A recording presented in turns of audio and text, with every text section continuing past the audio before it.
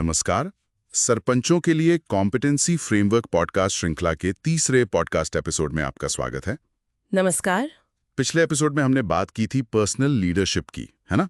सरपंचों के व्यक्तिगत नेतृत्व पर।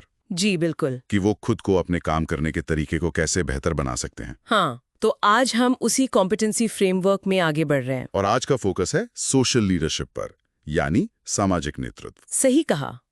ये बहुत अहम है, मतलब समुदाय को साथ लेके चलना, सहानुभूति और विश्वास के साथ, ताकि एकता बढ़े और विकास के जो साझे लक्ष्य हैं वो पूरे हो सकें। बिल्कुल। तो इस सोशल लीडरशिप में देखिए 4 मुख्य योग्यताएं हैं।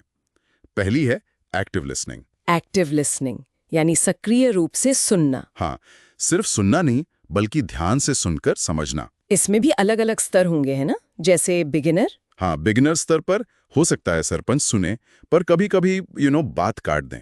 अच्छा। और इंटरमीडिएट? इंटरमीडिएट स्तर पर वो थोड़ा बेहतर करते हैं, सामने वाले की बात को दोहराकर ये पक्का करते हैं कि हाँ, मैं सही समझ रही हूँ।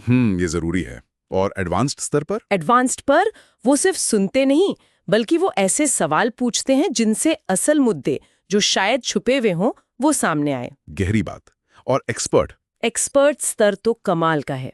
वो समुदाय के बाकी लोगों को भी गाइड करते हैं कि रोजमर्रा की जिंदगी में कैसे एक्टिव लिसनिंग की प्रैक्टिस करें। वाह। सुनने के बाद आता है एम्पैथी, सहानुभूति। जी, एम्पैथी। दूसरों की भावनाओं को, उनके अनुभवों को समझना, उनके प्रति संवेदनशील होना। ये बहुत ही नाजुक स्किल है। बिगिनर कैसे दिखाता है एम्पैथी? बिगिनर शायद बस भावनाओं को पहचान पाता है और सीख रहा होता है कि कैसे सहानुभूति से जवाब दे। ठीक है। और इंटरमीडिएट? इंटरमीडिएट स्तर पर सरपंच कोशिश करता है कि गांव में जो अलग अलग समूह हैं, उनके अनुभव क्या हैं, उनको समझने की कोशिश करता है। विविधता को समझना। हाँ, और एडवांस स्तर पर वो ऐसी नीतियां या कार्यक्रम बनाने में मदद करता है जो समावेशी हो, जिनमें सबका ध्यान रखा जाए। और एक्सपर्ट? एक्सपर्ट तो स्थानीय नेतृत्व में एक तरह से सहानुभूति का कल्चर बनाने में मदद करता है, दूसरों को सिखाता है। बहुत खूब।